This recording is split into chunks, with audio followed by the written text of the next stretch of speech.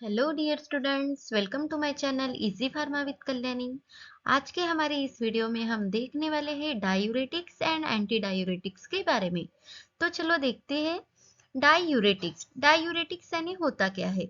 Diuretics are the drug that increases the flow of urine. तो diuretics यानी ऐसे agent या ड्रग और दी सब्सटेंस होते हैं जो हमारा यूरिन के फ्लो को इंक्रीज करते हैं। They are commonly used to treat edema, hypertension and the heart failure।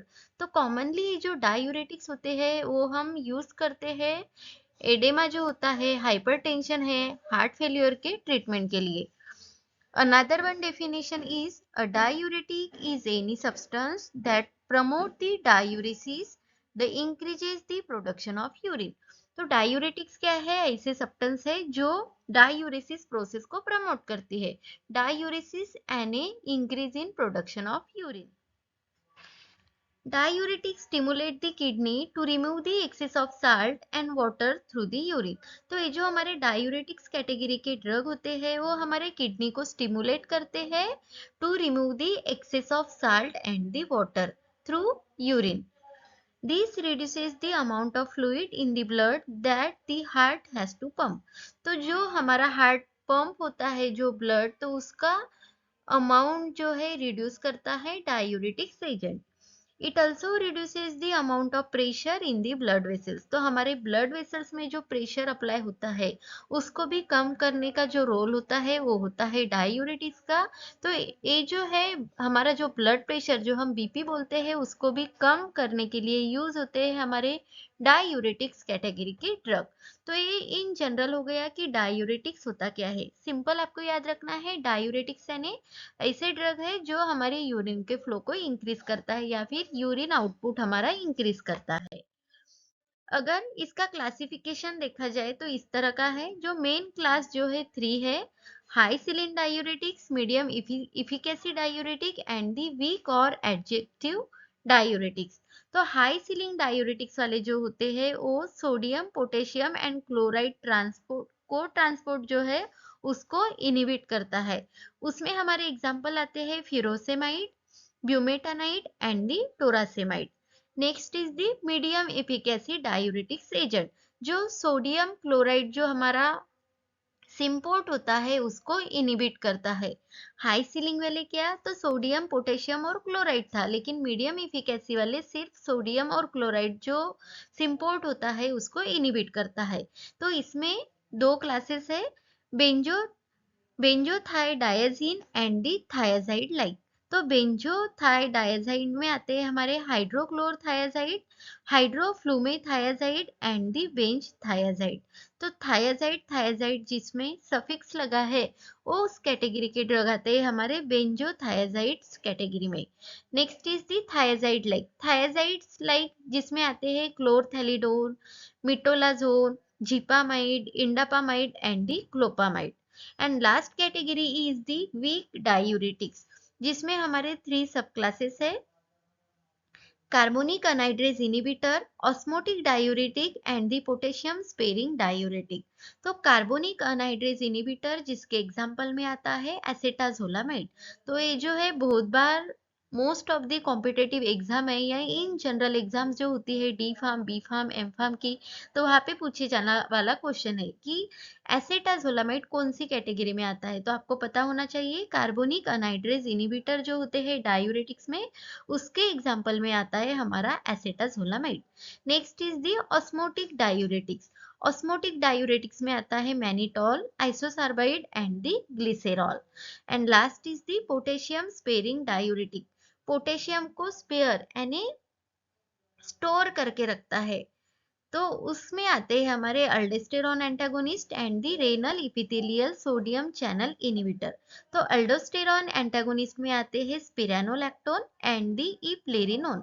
And renal epithelial sodium channel को इनहिबिट करने वाले ड्रग आते हैं हमारे अमाइलोराइड एंड दी ट्राएमटेरेनी। तो इस तरह के हमारा डायूरेटिक्स का जो है क्लासिफिकेशन है। तो other high ceiling diuretics like ethacrynic acid and the organomercurials are only historical. तो हाई सीलिंग डायूरेटिक में जो है वो इथिक्रेनिक एसिड भी है और ऑर्गेनोमर्क्यूरियल्स भी है, लेकिन वो सिर्फ हिस्टोरिकल है। इन जनरल में फ्यूरेसेमाइड, बुमेटानाइड एंड टोरासेमाइड जो है हम हाई सीलिंग में यूज करते हैं, और उनका मैकेनिज्म ये है कि वो सोडियम, पोटेशियम एंड डाइक्लोराइड को ट्रांसपोर्ट जो होता है उसको इनिबिट करने का। उसके बाद में एंटी डायूरेटिक्स क्या होता है, तो हमने डायूरेटिक्स देख लिया। एंटी डायूरेटिक्स यानी डायूरेटिक्स का एकदम अपोजिट। तो anti diuretics are the substance that reduces the urination and help regulate the fluid balance in the body. तो डायूरेटिक्स में क्या था, वो इंक्रीज यूरिनेशन फ्लो इंक्रीज करता था। तो इसमें क्या होता है, हमारा यूरिनेशन जो होता है वो रिड्यूस होता है। तो ऐसे एजेंट जो यूरिनेशन को रिड्यूस करते हैं उसको बोला जाता है एंटी डायूरेटिक्स। जो हेल्प करते हैं हमारा फ्लूइड बैलेंस होता है बॉडी का उसको रेगुलेट करने के लिए।